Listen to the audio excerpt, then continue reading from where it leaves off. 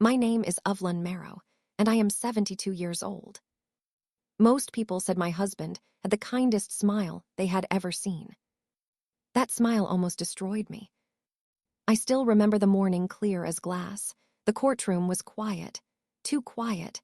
My husband sat just a few feet away from me, wearing that same fake smile he used for years. The one he showed the neighbors, the one he showed our church, the one he showed the doctors when they asked how I got my bruises. But that morning, that smile was about to disappear. Before I tell you how, let me ask you something real quick. If you love deep, emotional stories about strength, truth, and women who refuse to stay silent, please subscribe to this channel, like this video, and turn on the notification bell so you don't miss the next chapter. And tell me in the comments where you're watching from, what country, what city. I want to know who is sitting with me right now. Now listen closely, because what happened next changed my life forever. The judge looked up. My name was called. My legs shook as I stood. My husband turned his head slowly toward me, still smiling, calm, confident, like he had already won. That smile said, "No one will believe you." I opened my mouth to speak, and that was the moment his smile cracked. But before I tell you what I said in that courtroom, you need to know how I got there. You need to know what that smile hid for over 50 years. Let me take you back. When I first met Harold Marrow, I was 19 years old. Young, quiet, raised to believe a good woman stayed silent and smiled through pain. Harold was handsome back then, tall, clean-cut. He laughed easily and shook hands like he cared about everyone. My mother loved him. My father trusted him. The church ladies whispered that I was lucky. And I believed them. At first, Harold never raised his voice, never raised his hand. He brought flowers. He opened doors. He smiled for pictures. But behind closed doors, things were different. It started small.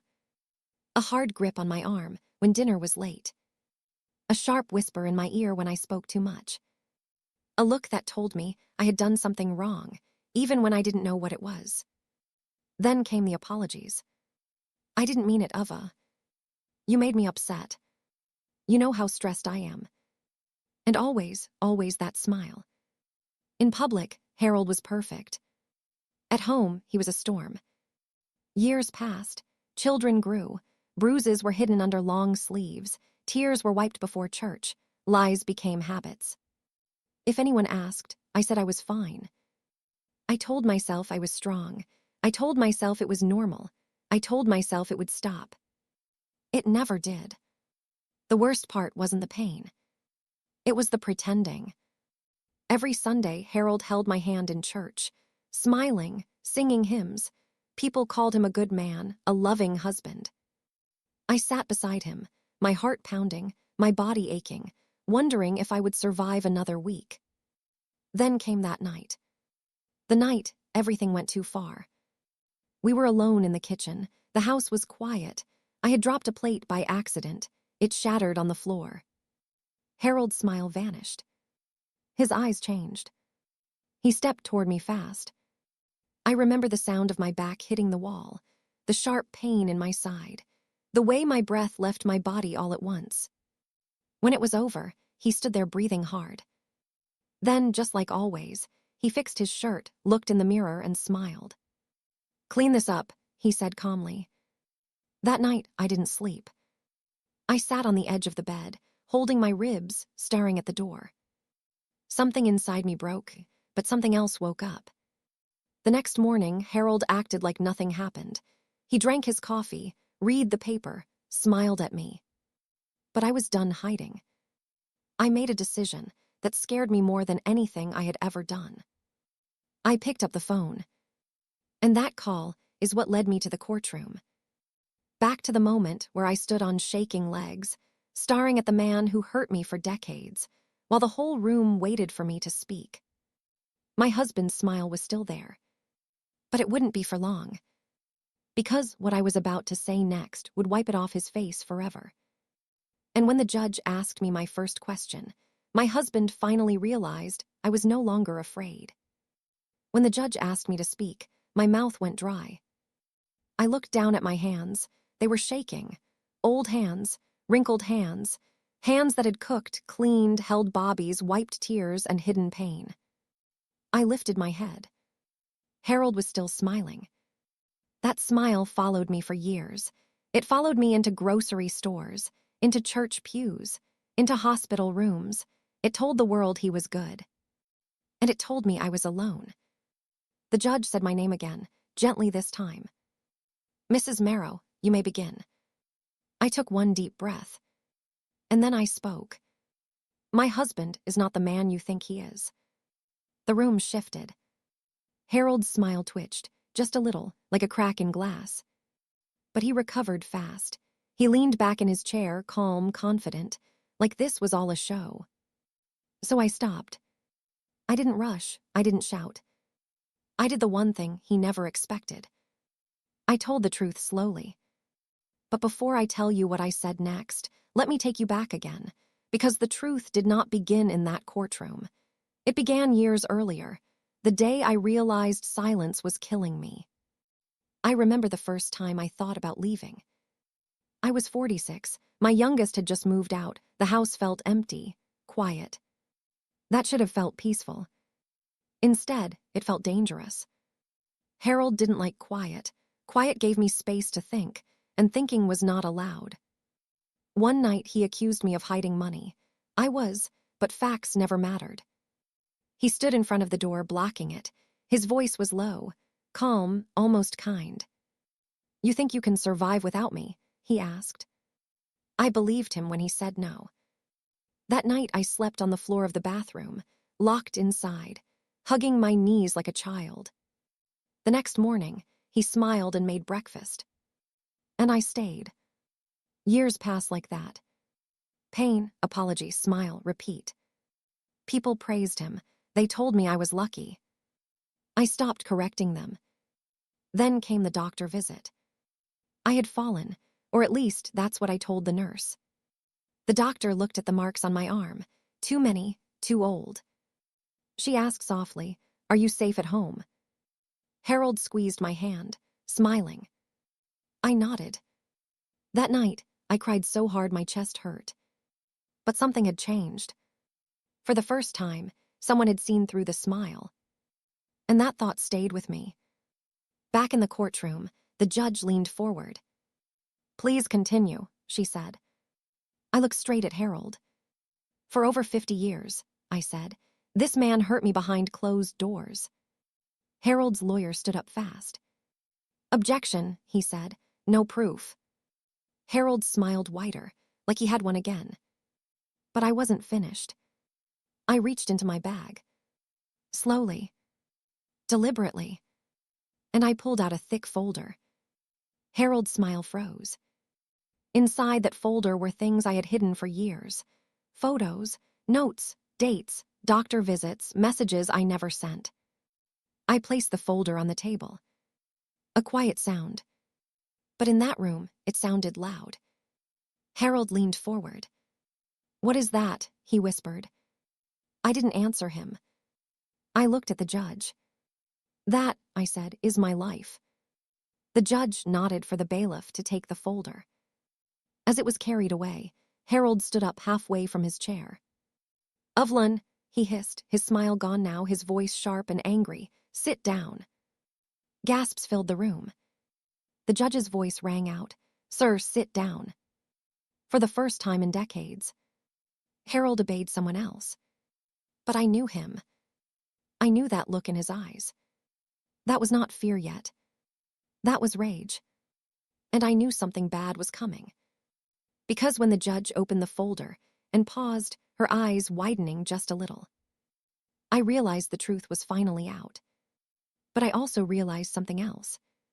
Harold was not done fighting. And what he was about to do next would shock everyone in that courtroom, including me. The courtroom felt tighter after that, like the walls had moved closer. Harold sat stiff in his chair, his jaw locked. That warm, friendly smile everyone loved was gone now. In its place was something ugly, something sharp. I had seen that face many times before. Only this time, everyone else saw it too. The judge flipped through the pages in the folder. Slowly, carefully, each page felt like another breath I had been holding for 50 years. She looked up. "Mrs. Marrow," she said, "these records go back decades." I nodded. "Yes, Your Honor." Harold's lawyer stood again, sweat shining on his forehead. "These are old injuries. There is no proof they came from my client." Harold nodded along, trying to look calm, trying to put the smile back on. But it wouldn't stay. Because the judge raised one photo. A picture of my arm, yellow and purple, finger-shaped bruises clear as day. "Explain this," the judge said. Harold opened his mouth. Nothing came out. I felt something inside me lift, just a little. But I knew better than to relax. Harold hated losing control. And when he lost control, things got dangerous. As the court took a short break, I was led to a small room nearby, a quiet space with hard chairs and pale walls. My hands were still shaking. A young woman from legal aid sat beside me. She spoke gently, like I might break. "You're doing very well," she said. I smiled weakly. If only she knew. I wasn't brave. I was tired. Tired of hiding, tired of lying, tired of pretending that smile meant love. Across the hall, I heard raised voices. "Harold." Even without seeing him, I knew his tone. Sharp, low, angry. Then suddenly, silence. Too quiet. That scared me more. The door opened. The bailiff peeked in. Mrs. Marrow were ready to continue. I stood slowly. My legs felt heavy. As I stepped back into the courtroom, I felt it. Harold's eyes on me. Burning. We sat again. The judge adjusted her glasses. "Mr. Marrow," she said, "you will now respond." Harold stood. And for a second, he did it. He smiled. That fake, soft smile, the one that fooled everyone. "I love my wife," he said calmly. "She is confused, old. She falls sometimes." A few murmurs filled the room. I felt my heart sink. He was good at this. Too good. Then the judge asked one simple question. "If your wife falls often," she said, "why do the marks always appear in the same places?" Harold blinked. Once. Twice. The smile slipped. Just for a second. But it was enough. He raised his voice. "She's lying," he snapped. The room gasped. I flinched without thinking.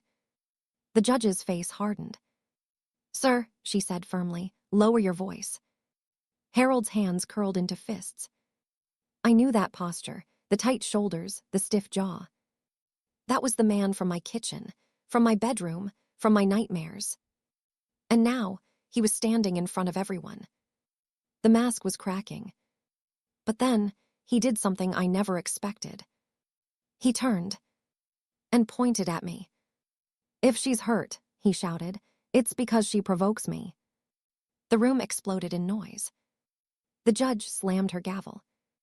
"Order." My heart pounded so loud, I could hear it in my ears. I felt small again, like I was 19, trapped. But then something strange happened. The judge looked at me. Not with doubt. With understanding. And she said words I had waited my whole life to hear. "Mrs. Marrow, are you afraid of your husband right now?" I swallowed. I looked at Harold. He was staring at me, warning me, begging me, threatening me all at once. The whole room waited. If I said yes, everything would change. If I said no, I might lose everything. I opened my mouth. And before I could answer, Harold lunged forward. The courtroom erupted. Chairs scraped, voices shouted, the bailiff rushed toward him. And in that moment, with everyone watching, my husband finally showed the world who he really was. The room exploded. People shouted. Chairs screeched across the floor. I felt air rush past me as the bailiff grabbed Harold's arm. "Sir, step back." Harold fought him. Not hard, but enough. Enough to show the truth. His face twisted. His mouth opened in a snarl, no smile, no kindness, just anger, raw and loud. I covered my mouth with my hand. I had seen that face 1,000 times. But this was the first time the world saw it too. The judge stood up, her voice cut through the noise. "Mr. Marrow, sit down now." Harold froze. For a second, I thought he might hit someone. The bailiff tightened his grip. Another officer stepped in. Finally, Harold pulled his arm back and sat down hard. His chest moved fast. His eyes never left me. The room slowly went quiet. I felt every eye turn toward me. The judge looked straight at me again. "Mrs. Marrow," she said calmly, "I'll ask again. Are you afraid of your husband right now?" My heart pounded. This was it. No hiding, no smiling, no pretending. I took a deep breath. "Yes," I said. The word felt small, but the sound it made in that room was huge. Harold slammed his hand on the table. "This is a lie," he shouted. The judge raised her gavel. "One more outburst," she warned, "and you will be removed." Harold leaned back in his chair, silent now, breathing hard. The smile was gone for good. As the court continued, something strange happened. I felt lighter. Still scared, still shaking. But lighter. Like a weight had been lifted off my chest. The judge spoke again. "Mrs. Marrow, please tell the court about the night of the kitchen incident." My throat tightened. That night. The broken plate, the wall, the pain. I closed my eyes for a second. Then I spoke. "He pushed me," I said. "Hard, my back hit the wall, I couldn't breathe." The courtroom was silent. I went on. "He told me to clean the floor. Then he smiled and acted like nothing happened." Harold shook his head slowly. "She's confused," he muttered. The judge looked at him sharply. "Enough." She turned back to me. "Did you seek medical help?" "Yes," I said, "the next day." "And did you tell the doctor what happened?" I hesitated. Then I answered honestly. "No." A soft murmur spread through the room. Harold's lawyer smiled a little. But the judge didn't. "Why not?" she asked gently. I looked down. "Because I was afraid," I said, "and because my husband was sitting right beside me, smiling." The room went quiet again. The judge nodded slowly. She understood. The court took another short break. I sat alone this time. My hands were cold. Across the room, Harold spoke in low tones to his lawyer. His eyes kept flicking toward me. Not angry now. Careful. That scared me more. When court resumed, the judge made an announcement. "This court will hear one final piece of evidence before deciding how to proceed." My stomach dropped. Final piece. I hadn't given them everything. The judge looked at the bailiff. "Please bring in the witness." The door at the side of the courtroom opened. Footsteps echoed.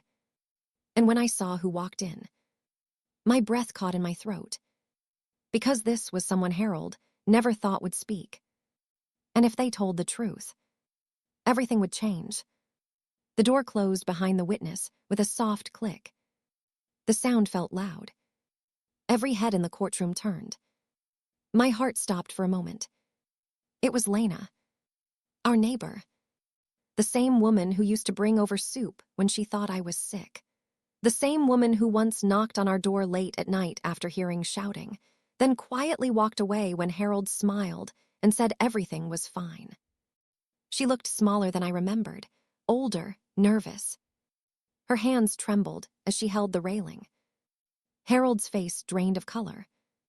"Lena," he whispered. She did not look at him. The judge spoke gently. "Ma'am, please state your name for the record." "Lena Wilkes," she said, her voice soft but steady. My chest tightened. Harold's lawyer stood quickly. "Your Honor, this witness was not." The judge raised a hand. "Sit down, I'll allow it." Harold's hands clenched. Lena swallowed hard. "I've lived next door to the Marrows for 22 years, she said. I heard things, I saw things. The room leaned in. She looked at me then, our eyes met. I'm sorry, she said quietly. I should have spoken sooner. Tears filled my eyes. Harold shot up halfway from his seat. She's lying, he said sharply. She hates me. The judge slammed the gavel. Mr. Marrow, control yourself. Lena took a breath. I heard yelling, she continued.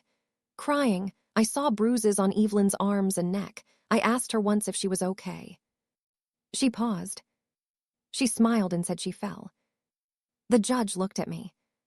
I nodded. That was true. Harold shook his head over and over.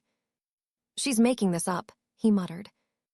Lena's voice shook now, but she didn't stop. The night of the kitchen incident, I heard a crash.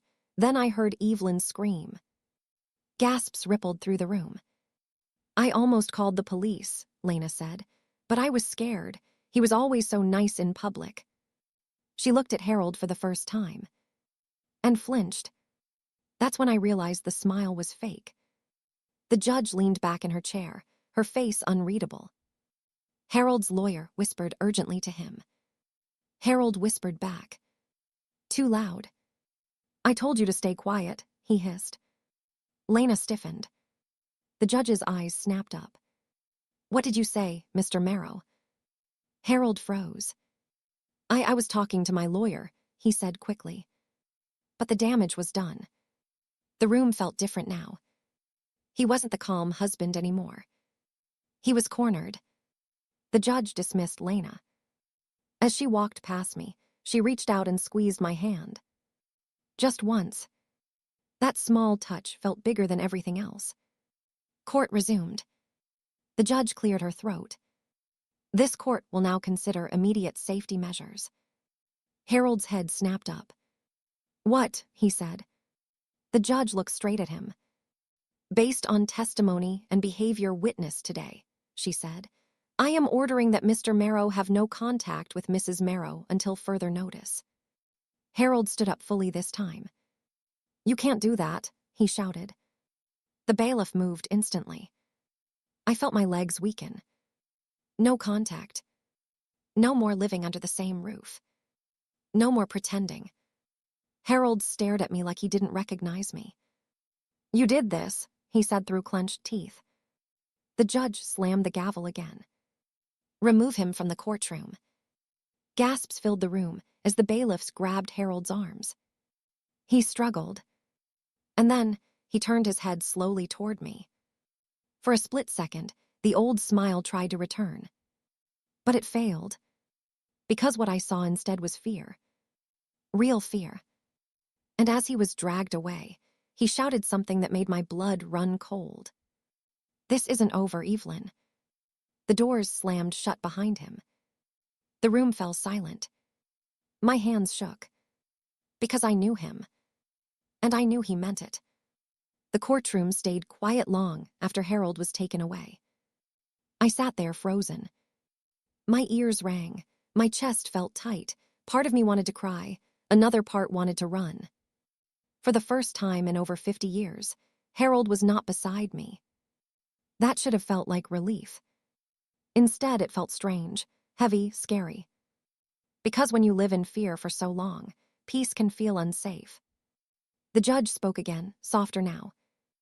Mrs. Marrow, she said, you may sit. I realized I was still standing. My knees shook as I lowered myself into the chair. People looked at me differently now, not with doubt, not with pity. With respect. But all I could think about was Harold's voice. This isn't over. After court ended, a woman from legal aid walked with me outside. The air felt cold on my face. I hadn't noticed how stuffy the courtroom was until I stepped out. You did something very brave today, she said. I nodded, but the word brave didn't feel right. I wasn't brave. I was done. She helped me arrange a safe place to stay that night, somewhere Harold wouldn't expect, somewhere he couldn't just walk in smiling. As I climbed into the car, my phone buzzed. One message. From an unknown number. My heart stopped. I stared at the screen. You think you've won. My hands began to shake so badly, I almost dropped the phone. I didn't reply. I turned the phone off. But fear followed me anyway. That night, I lay on a narrow bed in a quiet room. The walls were plain. The window was locked. Safe. That's what they told me. But my mind wouldn't rest. Every sound made me jump. Every shadow felt like him. I remembered the way he looked when they dragged him away. The rage, the fear. Harold hated being exposed. And I knew something else too. Men like him don't let go easily. I pulled the blanket tighter around me. For years, I had dreamed of freedom. But now that it was here, it felt like standing at the edge of a cliff. The next morning, I woke up early. Too early. The sun had barely risen. My phone buzzed again. I turned it on with shaking fingers. Another message. This time, from a number I knew very well. My stomach dropped. Because the name on the screen was one I never expected to see again. And the message said only 3 words. We need to talk. I stared at the phone like it might bite me. The name on the screen was Ruthie. Harold's sister. We had not spoken in years. Not since the night she came to our house and heard shouting, then chose to believe his smile instead of my shaking hands. My heart beat fast. Why now? I let the phone ring until it stopped. Silence filled the room. Then it buzzed again. Same name. Same number. I swallowed hard and answered. Hello, my voice sounded small. There was a pause. Then Ruthie spoke. Evelyn, I saw the news. My chest tightened. I didn't know it would go public, I said quietly. Another pause. I always knew, she said. Those words hit me harder than any slap Harold had ever given me. You knew, I whispered. Yes, she said, her voice cracked. I saw his temper when we were children. I saw how he treated his first girlfriend. I just chose not to see it with you. Tears ran down my face. For years, I thought I was invisible. Now the truth was pouring out. Why are you calling me? I asked. Ruthie took a breath. Because there's something you need to know, she said. Something Harold has been hiding for a very long time. My stomach twisted. What is it? I asked. She lowered her voice, like Harold might hear her through the phone. He has done this before, she said. My heart stopped. Before me. Yes, Ruthie said, and the woman didn't survive the marriage. The room spun. I sat down hard on the edge of the bed. What do you mean? I whispered. I mean, she said slowly, you are not the first wife he hurt. My hands went numb. Ruthie continued. There were reports, complaints, things our family paid to make disappear. I was young, scared, and stupid. I stayed quiet. I couldn't breathe. All those years. All that pain. And I wasn't alone. There's more, Ruthie said. I closed my eyes. I found something in Harold's old things, she said. Documents, letters, a box he told me never to open. My heart pounded. What kind of documents? Proof, she said. Proof that could protect you and stop him for good. I shook my head slowly. Why tell me now? I asked. Because he called me, she said. After court, he was angry, desperate. He said if you didn't back down, he would ruin you. Fear rushed through me like cold water. I won't help him anymore, Ruthie said firmly. Not this time. I wiped my tears. What do you want me to do? I asked. Meet me, she said. Tomorrow morning, somewhere public. My chest tightened. Meeting anyone connected to Harold felt dangerous. But something inside me said this was important. Where? I asked. She named a place. And then she said something that made my blood run cold. Evelyn, she said softly, if Harold finds out I spoke to you, we could both be in danger. The line went dead. I stared at the phone. My hands were shaking again. Because now I knew something terrible. The court case wasn't the end. It was only the beginning. And whatever Ruthie was about to show me could change everything. I did not sleep that night. Every time I closed my eyes, I saw Harold's face in the courtroom. Not the smiling one, the real one, angry, exposed, dangerous. The room I stayed in was quiet, but my mind was loud. Every sound felt bigger than it was. A car passing outside, a door closing somewhere down the hall. Even my own breathing sounded strange to me. I kept thinking about Ruthie, about her voice on the phone. There's proof. Proof of what he did to another woman. Proof that I was not the first. Proof that the smile had been lying for a very long time. I sat up in bed and turned on the small lamp beside me. My hands were still shaking. I wrapped my arms around myself and rocked gently, like I used to do when my children were Bobby's. Only now, I was the one who needed comfort. For years, I had begged myself to believe I was imagining things, that maybe Harold was just difficult, that maybe I was too sensitive, too slow, too old. But now, I knew the truth was bigger than me. And scarier. The next morning came too fast. I dressed carefully. Simple clothes, nothing bright, nothing that would draw attention. I tied my gray hair back and looked at myself in the mirror. I barely recognized the woman staring back. She looked tired, but she also looked awake. I whispered to my reflection, "You are not crazy." Then I picked up my purse and left. The place Ruthie chose was a small cafe near the edge of town, busy enough that no one would notice us, quiet enough that we could talk. I arrived early and sat in a corner booth, my back against the wall.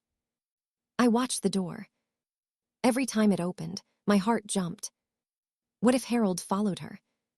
What if this was a trap? What if I was putting myself back in danger? I almost stood up to leave. Then Ruthie walked in. She looked around quickly, then spotted me. Her face softened when our eyes met. She walked over slowly and slid into the booth across from me. For a moment, neither of us spoke. She looked older than I remembered. Her hands were wrinkled like mine now. Her eyes were tired. "I'm glad you came," she said quietly. "So am I," I replied, though fear sat heavy in my chest. She placed her purse on the table, held it close. "I didn't sleep," she said. Neither did I. We sat in silence again. Finally, Ruthie leaned forward. "I need you to understand something before I show you anything," she said. "What's in this purse? It changes everything." My stomach tightened. "I'm listening," I said. She reached inside her purse slowly, like she was afraid the contents might burn her. She pulled out a thick envelope. Old, yellowed at the edges. She placed it on the table between us. My eyes locked onto it. "What is that?" I asked. Ruthie swallowed. It belonged to Harold's first wife. The words hit me like a slap. "First wife," I whispered. Ruthie nodded. "Her name was Margaret Hale," she said. "They were married before you, before the family introduced you to him." My hands curled into fists under the table. "No one ever told me," I said. "That was on purpose," Ruthie replied. "The family said she left suddenly, that she was unstable." She looked down. "That's what they said about you, too." I felt my chest tighten. "What happened to her?" I asked. Ruthie hesitated. "She left the marriage broken," she said slowly. "Physically, mentally, she tried to tell people what he did to her." My mouth went dry. "And?" I asked. Ruthie's eyes filled with tears. No one believed her. A heavy silence fell between us. Then Ruthie pushed the envelope closer to me. "She kept records," she said. "Just like you did, she wrote letters. She saved reports, photos, dates." My breath caught. "She hid them," Ruthie continued. "Years later, when Harold was sick and staying at my house for a while, I found them, in a box marked 'Do Not Touch.'" She let out a shaky breath. "I didn't open it then," she admitted. "I was scared. I wanted to believe my brother was good." I stared at the envelope. "And now," I asked. Now I can't lie anymore. Slowly, I reached out and touched the envelope. It felt heavy, like it carried years of pain inside it. May I asked. Ruthie nodded. I opened it. Inside were papers, old photographs, a folded letter on top. I picked up the letter first. The handwriting was shaky but clear. I read the first line. If anyone finds this, please believe me. My vision blurred. I kept reading. Margaret wrote about the same things I had lived through, the same smile, the same apologies, the same fear. She described being pushed, grabbed, trapped in rooms. She described being told she was crazy. She described hiding bruises. She described how he smiled at everyone while breaking her behind closed doors. My hands trembled so badly, I had to put the letter down. This is my life, I whispered. Ruthie nodded. I know. I looked up at her. Why didn't you give this to the court? I asked. Ruthie's face tightened. Because Harold doesn't know I have it, she said, and once he does, he won't stop. Fear crept up my spine. But this belongs in court, I said. This could help. Yes, Ruthie said quickly, but not yet. She leaned closer. He still thinks he can scare you into silence, she said. He still thinks you're alone. I shook my head slowly. I'm not, I said. Ruthie's eyes softened. No, she agreed, you're not. That afternoon, I went back to the safe place they had arranged for me. I locked the door behind me and sat at the small table with Margaret's papers spread out in front of me. I read everything. Every letter. Every note. Every painful memory another woman had written down decades before me. By the time I finished, my eyes were swollen from crying. But something else was there too. Anger. Not the wild kind. The steady kind. The kind that does not scream. The kind that waits. That evening, my phone buzzed again. Unknown number. I stared at it. Then I answered. Hello. Harold's voice filled my ear. Calm.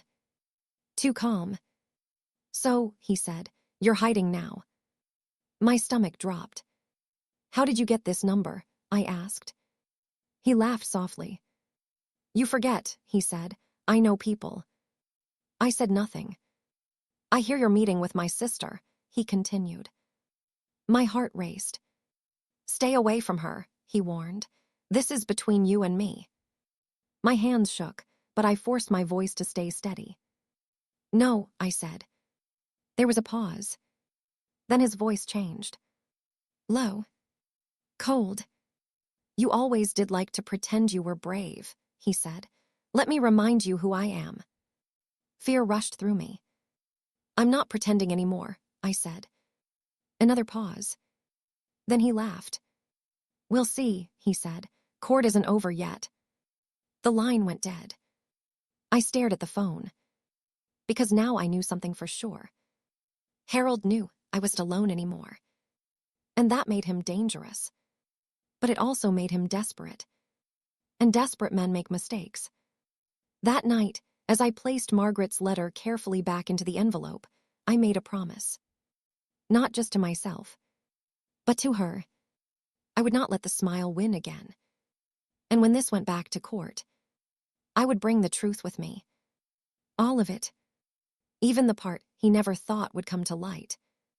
The night before court, the sky did not sleep.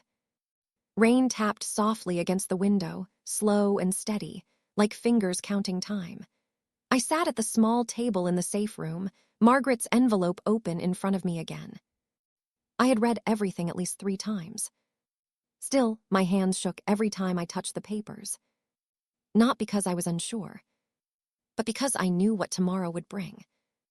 Once these documents entered the courtroom, Harold's smile would not just crack. It would die. And men like Harold did not forgive that. I barely slept. Every dream felt like a memory. Every memory felt like a warning. I dreamed of kitchens and walls, of fake smiles and closed doors, of judges calling my name and my voice disappearing. I woke before dawn with my heart racing. For a moment, I forgot where I was. Then I remembered. Court day. I sat up slowly and pressed my feet to the floor. Today, I whispered to myself, today I tell everything. The ride to the courthouse felt longer than before. The car moved through gray streets under a gray sky. People went about their normal lives, walking dogs, opening shops, laughing on phones. I wondered how many of them were smiling through pain. The car stopped. I stepped out. The courthouse stood tall and quiet, like it had been waiting for me. I held Margaret's envelope tight against my chest. This was no longer just my story. This was hers too. Inside, the air felt colder. I passed through security and walked slowly toward the courtroom. My legs felt heavy, but my back stayed straight. People were already seated when I entered. Some whispered, some stared. Then I saw him. Harold. He stood near his lawyer, adjusting his jacket. And there it was. The smile. Back again. Bright, calm, confident. Like yesterday never happened. Like he hadn't been dragged out by bailiffs. Like he hadn't sent threatening messages. For a moment, fear tried to rise. Then I thought of Margaret. Of Ruthie. Of Lena. And of the years I had lost to that smile. I walked past him without looking. The judge entered. Court began. The early part went as expected. Lawyers spoke, papers were shuffled, old arguments were repeated. Harold's lawyer tried to paint me as confused, emotional, influenced by others. Harold nodded along, smiling softly at the judge. The same old act. Then it was my turn again. I stood. The room quieted. The judge looked at me. Mrs. Marrow, she said, do you have anything further you wish to present? My heart pounded. Yes, I said clearly. I opened my bag. Slowly. Carefully. And I took out Margaret's envelope. Harold's smile froze. Just for a second. But I saw it. The judge leaned forward. What is that? She asked. Evidence, I said, from before my marriage. Harold's lawyer jumped up. Objection, this is unrelated. The judge raised her hand. Sit down, she said firmly. I will decide. Harold's jaw tightened. The judge nodded for the bailiff to take the envelope. As it was handed over, Harold finally spoke. This is ridiculous, he said with a laugh, digging up old lies. I looked at him, and for the first time in decades, I smiled back. Not fake. Not scared. Real. The judge began to read. Her face changed as she went through the documents. She paused at the letter. Read more slowly. The courtroom felt like it was holding its breath. Harold shifted in his seat. His lawyer whispered urgently to him. Harold shook his head, still smiling. Then the judge looked up. Who is Margaret Hale? She asked. The room went still. Harold did not answer. The judge turned her gaze to him. Mr. Marrow, she said. His smile wavered. She was someone I dated, he said quickly. The judge lifted one page. This document lists her as your wife, she said. Married for 7 years. A murmur spread through the room. I heard someone gasp. Harold's face tightened. That marriage ended, he snapped. She was unstable. The judge's eyes hardened. So you say. She looked back at the papers. These records show hospital visits, she continued. Police reports, statements describing abuse. Harold stood up. That's enough, he shouted. She's lying. The judge slammed her gavel. Sit down. Harold did not move. Bailiff stepped closer. The judge looked straight at him. Mr. Marrow, she said coldly, you will control yourself or you will be removed again. Slowly, Harold sat.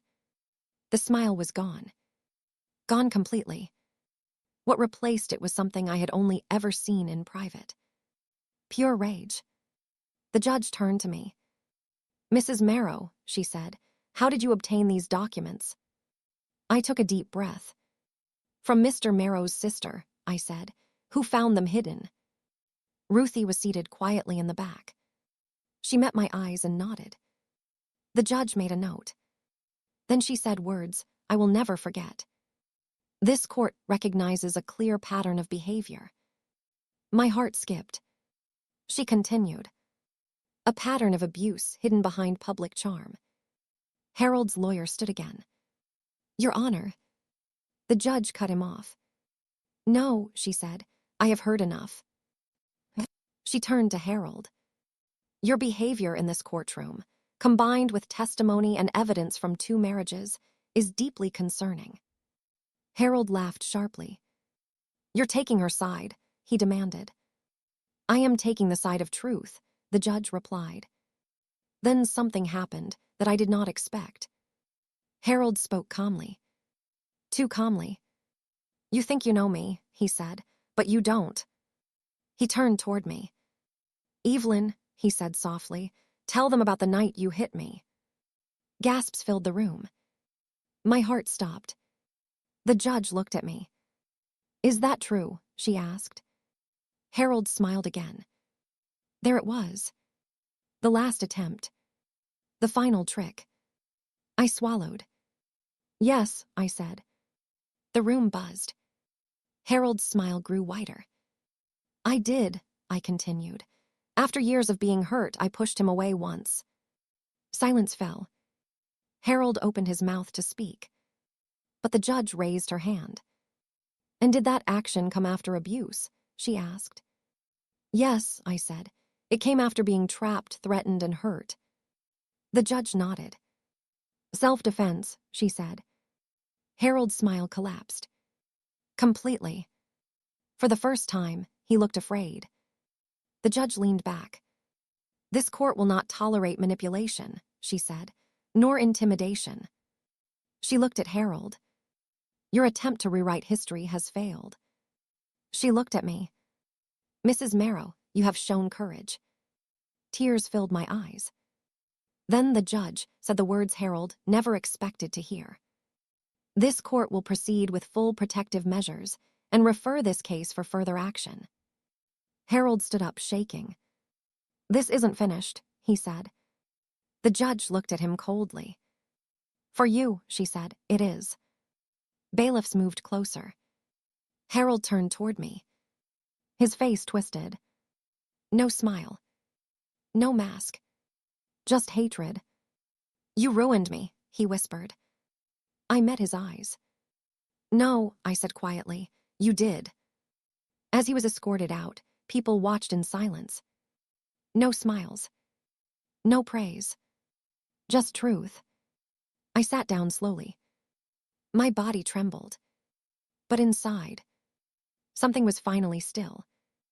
Outside the courtroom, reporters waited. Cameras flashed. Questions were shouted. I walked past them all. I had said enough. Ruthie caught up to me. She hugged me tightly. "I'm sorry it took so long," she whispered. "So am I said, "but we're here now." As we stepped into the fresh air, I felt it. Not joy. Not victory. Freedom. But freedom with a shadow. Because as strong as today was, tomorrow still waited. And men like Harold do not fade quietly. The smile was gone. But the consequences were just beginning. The morning after court, I woke up before the sun. For the first time in many years, my chest did not feel tight when I opened my eyes. There was no heavy fear pressing down on me. No voice in my head telling me to be careful, to stay quiet, to smile back. The room was still. Safe. I lay there for a moment, listening to my own breathing. Slow. Steady. Real. That was when it hit me. The smile was gone. Not just from Harold's face, but from my life. I sat up slowly and placed my feet on the floor. My body ached the way old bodies do, but this pain felt different. Lighter, honest. I stood and walked to the mirror. The woman staring back at me had the same gray hair, the same lined face, the same eyes that had seen too much. But there was something new there, too. Clarity. I smiled. Not the kind that hides pain. The kind that comes after it. The court's decision came later that morning. I was sitting at the small table with a cup of tea when my phone rang. This time, I did not jump. I answered calmly. "Mrs. Marrow," the voice said, "this is the clerk from the courthouse." "Yes," I replied. "I'm calling to inform you that the judge has approved the full protective order, effective immediately." I closed my eyes. "Thank you," I whispered. "There will be no contact," the clerk continued. "No messages, no calls, no visits. Any violation will be handled swiftly." I thanked her again and hung up. Then I sat there quietly. And I cried. Not loud. Not broken. Just soft tears falling into my tea. They tasted like relief. Later that day, Rusi came by. She looked tired but lighter too. "It's done," she said. "Yes," I replied. "It is." She hesitated at the door. "I don't expect forgiveness," she said softly. "But I want you to know I believe you. I always should have." I walked over and took her hands. "That matters," I said, "more than you know." She nodded, tears in her eyes. We stood there for a long moment. Then she left. And I felt something close behind her. The past. News traveled fast. Too fast. People who had smiled at Harold for years suddenly avoided my eyes. Others stopped me on the street and whispered apologies. "I had no idea," they said. "I should have seen it," they said. I did not argue. I had spent too many years explaining. Now I was done. A week later, I returned to the old house. Not to live. To reclaim. I walked through each room slowly. The kitchen. The living room. The hallway where I used to walk quietly so I wouldn't set him off. I opened windows. Let light in. I packed only what was mine. Clothes. Photos. Letters. I left behind what belonged to fear. As I stood in the doorway one last time, I felt it. The echo of his voice. The memory of his smile. I turned away. And I did not look back. That afternoon, I visited Margaret's grave. It took some time to find it. The stone was simple. Her name. Her dates. Nothing more. I knelt slowly and placed the letter she had written beside the stone. "I did it," I whispered. "They believed us." The wind moved gently through the trees. For the first time, her words were not hidden. Neither were mine. Weeks passed. Then months. Life did not become perfect.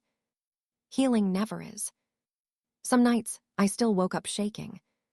Some days, I still flinched at loud voices. But something had changed. I no longer blamed myself. That alone changed everything. One morning, I received a letter. Not from court. Not from lawyers. From a women's center. They had heard my story. They asked if I would speak. I laughed when I read it.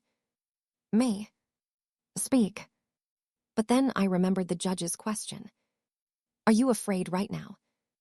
And my answer. No. I wrote back. "Yes," I said, "I will speak." The first time I stood in front of other women, my hands shook. But when I told them about the smile, heads nodded. Eyes filled with tears. They understood. And when I finished, one woman stood up and said something I will never forget. "You gave me permission to tell the truth." That was when I knew. The story did not end in court. It began there. As for Harold, the man who once hid everything behind a fake smile now had nowhere to hide. People no longer looked at him the same. The mask was gone. And without it, He was just a man facing his own reflection.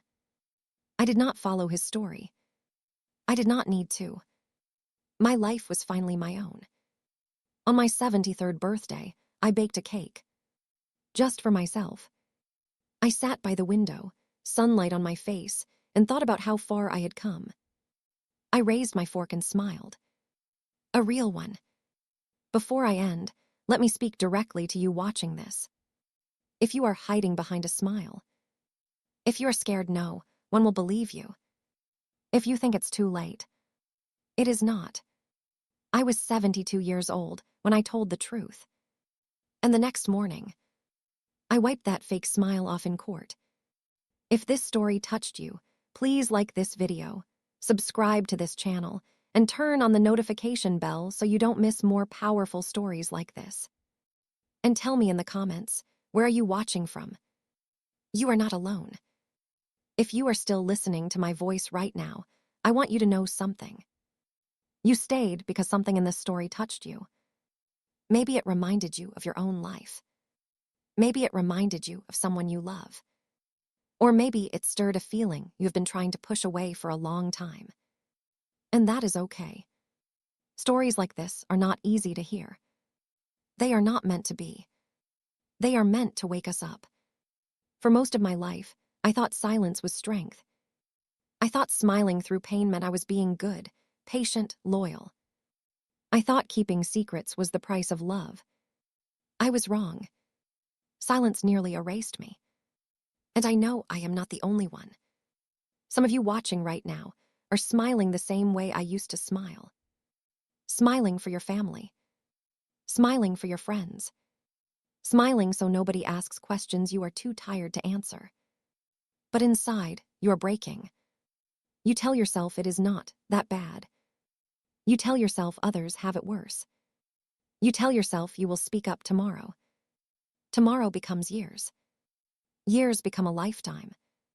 And one day, you wake up and wonder where you went. I know that feeling. I lived there. For decades. So if you're watching this, and your chest feels heavy, if your throat feels tight, if your eyes are burning, and you do not know why, please hear me. You are not weak. You are not dramatic. You are not imagining things. And you are not alone.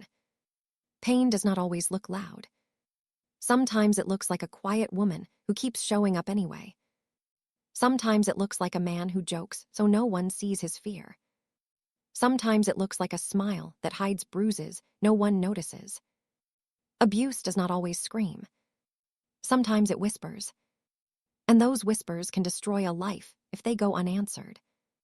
I was 72 years old when I finally spoke the truth. 72. Let that sink in. I spent more than half my life believing it was too late for me. Too late to change. Too late to be heard. Too late to start over. But the moment I told the truth, something powerful happened. Time stopped owning me. Fear stopped leading me. The smile that once controlled my life lost its power. And if it can happen for me, it can happen for you. I am not telling you to be reckless. I am not telling you to rush or to shout. I am telling you to honor yourself.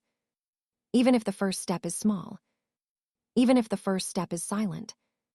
Even if the first step is just admitting the truth to yourself. That step matters. Your story matters. Your life matters. And no matter how old you are, no matter how long you have endured, no matter how deep the pain goes, it is not too late to choose yourself. If you have ever felt invisible, if you have ever been told to be quiet for the family's sake, if you have ever been blamed for someone else's cruelty, I want you to remember this. The problem was never you. You survived something that tried to erase you. And survival is not shameful. It is powerful. Before you go, I want to ask you something. If this story made you feel seen, if it made you feel understood, if it made you feel a little less alone, please stay connected. Like this video. Subscribe to this channel. Turn on the notification bell. not just for more stories, but because this space is for people who feel deeply, for people who have lived quietly strong lives, for people who deserve to be heard. And if you feel comfortable, tell me in the comments where you are watching from. A country, a city, even just I'm here. Because sometimes the bravest thing we can say is, I am still here. Thank you for listening to my story. Thank you for holding space for my truth. And thank you for carrying this message forward. Until next time, take care of your heart.